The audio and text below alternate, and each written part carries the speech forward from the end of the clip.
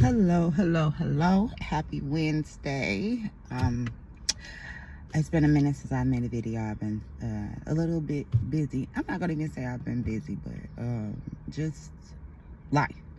And so I've got to make a better schedule so I can continue to do my videos and give you my road to real estate.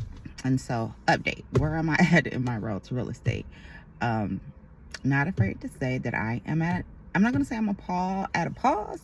I am like right there. I could take the test, and I don't know what or why I feel like I have kind of lost a little bit of confidence, but I'm working on it, and um, I'm trying to get there. So it was, I don't know, it was like I was so happy, and then when I got closer to being finished, I started maybe doubting myself and getting these questions in my head like, okay, Ebony, who the fuck gonna buy a house from you?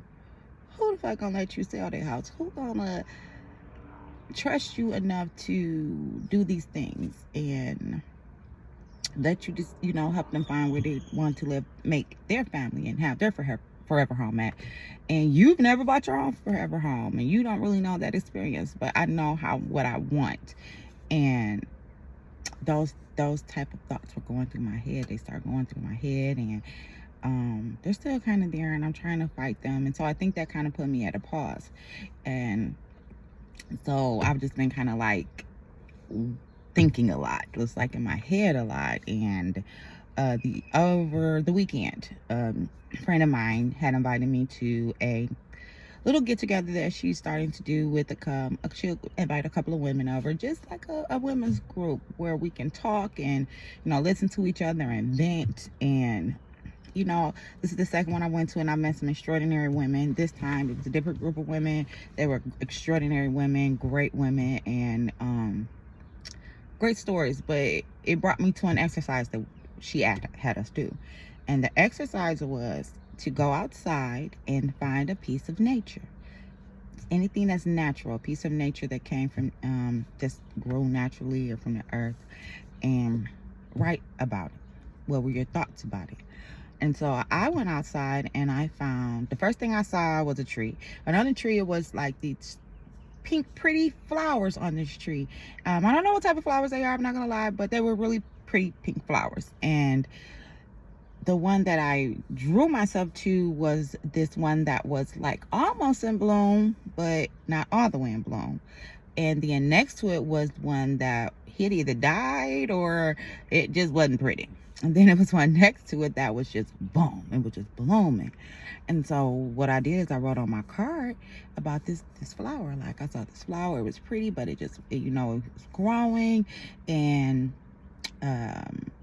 it's sitting in between a dead one, and it's sitting in between a fully grown one, and it looks like it's trying to burst.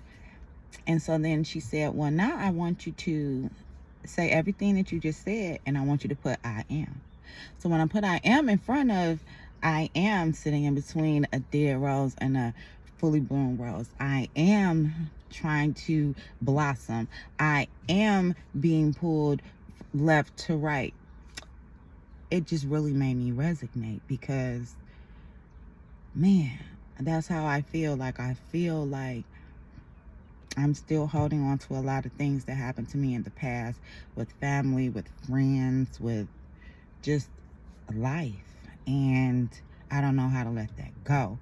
But then I am at a point in my life where God is blessing me to put me in the presence of beautiful women. I met 2 Black women that have a all girls company where they do everything. I mean, they're taking great care of young Black women, getting all type of summer programs they're doing. I was blessed to be one of the most prominent Black mortgage lenders since I've been here. I've been able to sit at tables with doctors and lawyers, that were just like me, and that came from nowhere, that struggled just like I did. And I wasn't holding on to that. I wasn't grasping that, what I was in the presence of. But then I always wanted more. And so I started taking their advice and started gravitating, I feel like, more to try to focus on me and be what I know that I can be. And I started losing friends. I started losing family. I started to be told, "Oh, Ebony, you're a bitch. Ebony, you've been moved and you think you the shit," or Ebony, you. And it's like, why does gotta be that? But just because I want something better for myself, just because I've came to the decision where I wanted better. Shit, I was sitting in Detroit, and yeah, I always had a good job. People knew that. Yeah, I did this, I did that, but I always knew that I wanted something more. And when it got to the point where I just couldn't take living and the way I was and not having what I felt I deserved, I got my ass up on a plane. Yes, with, I think I had $100 or something in my pocket. I had one person out here that I knew, you know, besides what happened with my son.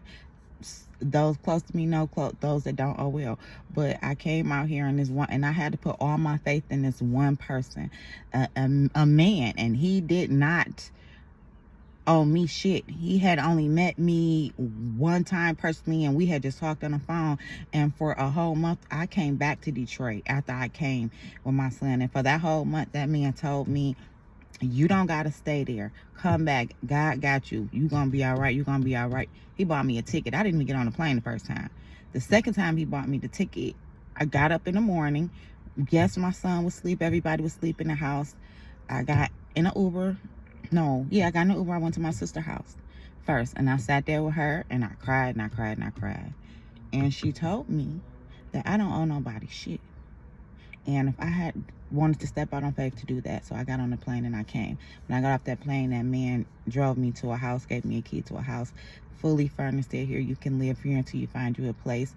Here go a key to a car. I had a car and a house the first day I stepped off that plane. I stayed in that house for 30 days. I had a job already waiting on me. I ain't never gonna be without a job. I had a job waiting on me the very 2 days after I got here. Same company, doing my thing, making great money. Had that car, and I moved out of the house a little over 30 days. And I've been on my own ever since. Yes, I have continued to help people. I have continued to let things pull me. But I did all of that on my own. And I'm saying that to say, if I can do that on my own, that may not be huge to a lot of people. That's huge to me, and it's a huge to some other women that I know. If I can do that on my own, and those that knew me, they probably never thought that I would do nothing like that. And even thought I would be home by now. People I know, they like, ugh, I just knew Ebony was gonna be back. She can't take it. Sorry, I did, and I ain't coming back. But I've let those things in the past come up now, and it's starting to get back into my head. And so what I'm saying is, don't let yourself get in a position like I have been in, where you know you deserve better and you want better, but you don't know how to let go of the past. So where am I at right now in real estate is I've been thinking about maybe going sit down to having therapy so I can figure out how to let go a lot of the hurt that I have in the past. So I can not only take this test, which I'm going to take the test regardless, but I don't want to just take the test and have my license. I want to take it, and I want to be able to mentally and physically devote my all into this, because this is what I want. And I want to be a real estate agent that's closing on $1 million homes, that's making $150,000, $200,000 off of one house that she closed. And I know that I can do that.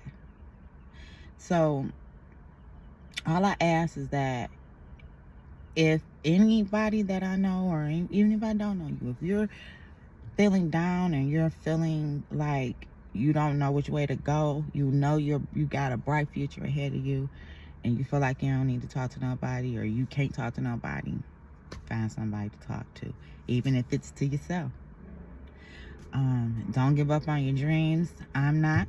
I am going to do what I have to do, and this will continue. I am going to give you another update next week, and other than that, I'm at work, and I gotta get ready to go to work. I'll go in the door. So thanks everybody, whoever sees this. I hope I helped with something. I hope I gave somebody just something to think about. Sometimes we just need something to think about. We don't need nothing else. Sometimes we just need something to think about, and that's it. It's hot as hell out here today. It's a heat advisory. It's gonna be like 110, I believe, and that's not even as hot as it's gonna be. But other than that, I'm about to go in here. You guys have a great day.